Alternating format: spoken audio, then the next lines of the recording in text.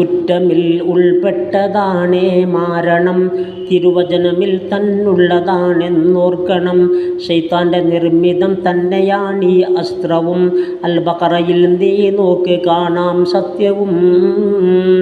കുഫ്രിയത്തും അതിനാൽ വരാനിടയുണ്ട്, ആ രീതിയിൽ ചില ക്ഷുദ്രവും നടപ്പുണ്ട്.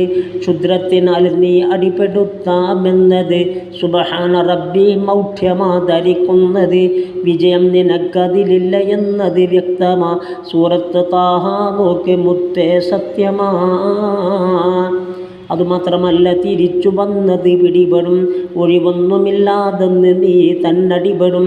അന്യനെ വലക്കാൻ വേണ്ടി നീ കുഴിക്കുന്ന കുഴിയിൽ സുഹൃത്തെ മറിയലും നീ തന്നാ എന്നുള്ള തത്വം ഇതുവരെ കേട്ടില്ലയോ? അത് നീ സബീലുർ റഷാദ് നോക്കതിലില്ലയോ? നേരിട്ട് മുൽമിന ശക്തനായാൽ പിന്നെ ഒളിപ്പോരിനായി എടുക്കുന്നതാണിത് പൊന്നേ. മദ്ലൂമിതറിയുന്നില്ല എന്നാൽ തന്നെയും അവനുള്ള റബ്ബറിയുന്നതാണിവയൊക്കെയും.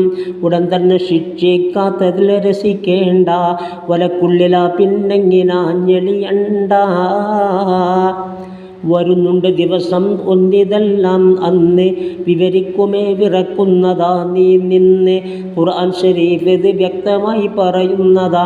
സൂറത്ത് ഇബ്രാഹിം നോക്കതിലുള്ളതാ. ഇതിൽ പങ്കെടുത്തവരൊക്കെയും കുറ്റത്തില, അനുഭാവമുള്ളവരും ഒരേ തൂക്കത്തില. ഇന്നവനെ ഞാൻ കൂട്ടായി പിടിച്ചത് കഷ്ടമായി എന്നും പറഞ്ഞവൻ നാളെ കൈകടിക്കുന്നതായി എന്നുള്ളതും ഖുർആൻ ശരീഫിൽ തന്നെ. സൂറത്ത് ഫുർഖാൻ നോക്ക് കാണാം പൊന്നേ. അന്യവന് വന്നത് കണ്ട് നീ പഠിക്കേണ്ടതാ, അവനാ സഈദെന്നും ഹദീസിൽ വന്നതാ.